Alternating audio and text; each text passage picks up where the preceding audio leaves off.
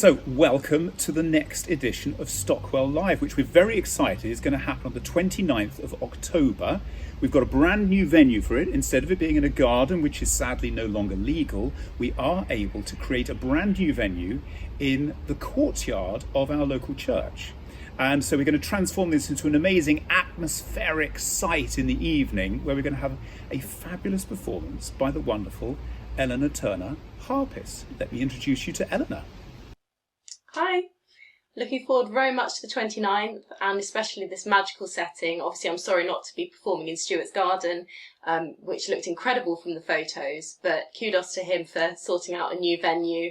And I can't wait. I'm going to be performing on this green electroacoustic harp because it tends to deal with the outdoor situation a little bit better than my purely acoustic harp, which is much older. So this one being a bit more modern, it holds its tuning a bit better, and I'm yet to find out how my fingers are going to cope outside, but I'm just going to keep lots of hot water bottles handy. So give us an idea of what you're going to be playing in the concert, because it's called On Wing and Water. Yeah, so I'm very passionate about birds, and I think that just like for my mum it connected her with her father to watch the Marx Brothers films, for me, I feel very connected to my father getting interested in birds. And weirdly enough, in lockdown, I found all these old cassette tapes and I'd made these very primitive nature documentaries on cassettes when I was a little girl. And I used to film and, well, just take the sound from various birds. And then you can hear my little voice piping up. And this is a chaffinch and stuff like that. So I went through all these old cassettes in lockdown and that just served to even increase my passion about all the different bird calls. So I've written music about red kites because they're very prevalent in my area and my dad also loves red kites. I'll play you a little tiny bit of a piece that I wrote called A Skein of Geese.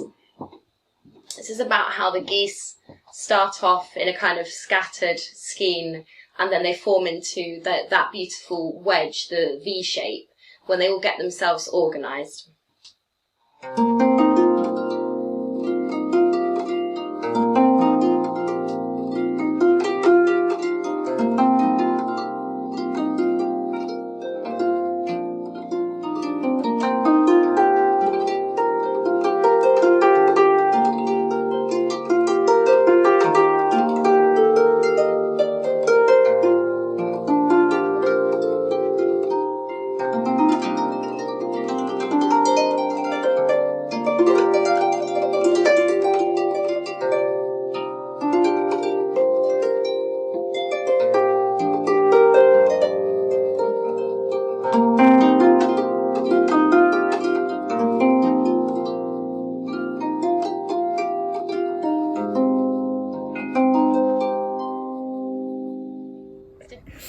So tell us a bit about how you first got playing the harp. Well, the story began when I was 5 years old and my mum was a music lover but not a musician herself, and she always wanted to take music lessons when she was at school, and her mum played the electric organ for dances. So she was a real passionate lover of music, but it was only when she had children that she was fortunate enough to get that bit closer to her dream. And she had this idea, because she used to love watching the Marx Brothers films with her father, so it was like a really sweet nostalgic memory for her to watch the harp. She thought that it might be nice if she surprised me with a little baby harp on my 5th birthday. And she had no idea, poor mum, that the harp was going to grow as I grew. And I worked really, really hard, so the harp got bigger and bigger and turned from a lever harp into a big pedal harp, and then the car had to get bigger as well. So give us a little a snapshot of some of the other things you're doing in the concert. I know, I'll play you a little bit of Sunset by Nitin Sawhney. So being as we were just talking about the Indian side of things, Nitin's one of the artists that I really admire as a producer, and he actually started out as a comedian. So I'll just start the backing track. This song I first heard sung by Nikki Wells, who's a really beautiful Indian classical artist who also crosses over into different genres. And I think it really does capture the sunset kind of mood.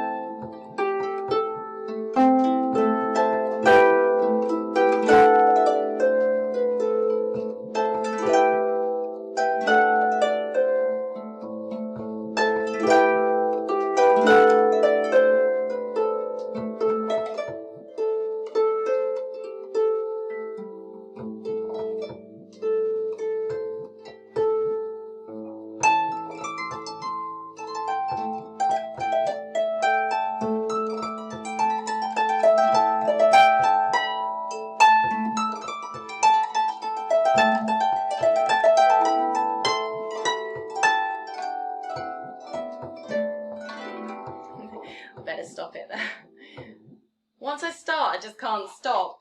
So over Zoom I have to keep what I play, unfortunately, very contained and quite soft, whereas actually most of the music that I'll be performing is really grand, big harp, big full arpeggios and all the kind of things that people expect, the drama of it all. I'm working on a piece at the moment, Dance of the Sylphs, and it's got this very fun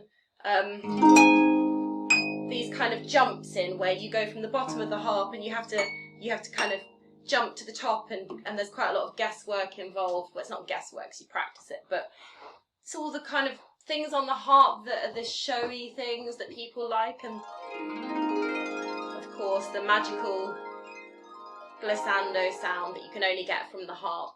So I will be playing all the big harp pieces and things like that as well. But I suppose the things that make me the most happy on the harp are what uses the really special intimate qualities of the instrument. So I'm playing some Debussy on bateau, and I'll be playing probably some music from the film Amélie, which is very, very sweet. And again, the opening of that is very, very precious.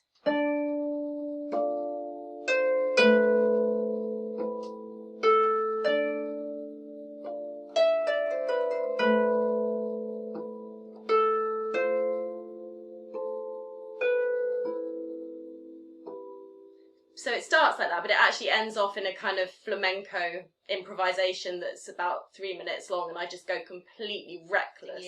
I wonder if I could play I'll play a little bit of Debussy, because again it's quieter.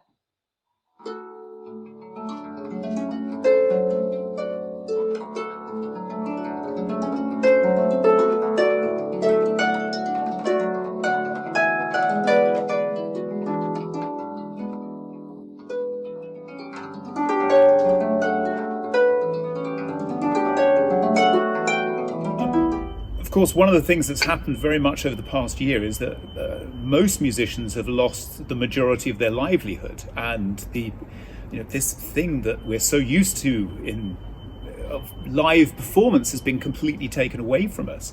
I was wondering, what does it feel like to be out and playing again with a real live audience?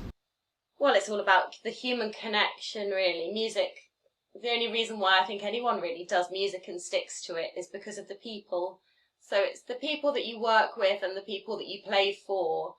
I think just in the same way that a lot of the music that we have wouldn't exist without the fantastic instruments that were created for it. I think the biggest instrument of all is the audience. And when you do a concert, you are playing to the audience and you're playing with the audience. So it becomes, in the same way that the instrument becomes an extension of your personality and your expression, I think the audience become like an even bigger extension of that. And there's, hopefully, if you do it right, I hope I will, a really lovely atmosphere in the room where everyone is feeling a certain range of emotions together, and people will be in their minds touching on different memories that they have or going to different places, but everyone's having a united experience. And I suppose that is just the nature of being a human, and that's why I love music. Thank you so much indeed, Eleanor. We're really looking forward to seeing you here, and indeed a live audience on the 29th of October. And everybody can buy tickets at www.stockwell.live, and there you'll be able to go through to the Eventbrite links, either to buy live tickets, which include not just Eleanor's live performance, but also 2-course hot bowl food to keep you nice and warm, and glasses of wine. And if you can't join us in person, then you can live stream in, where we're selling tickets for that as well. So looking forward to seeing everybody on the 29th of October here at Stockwell Live.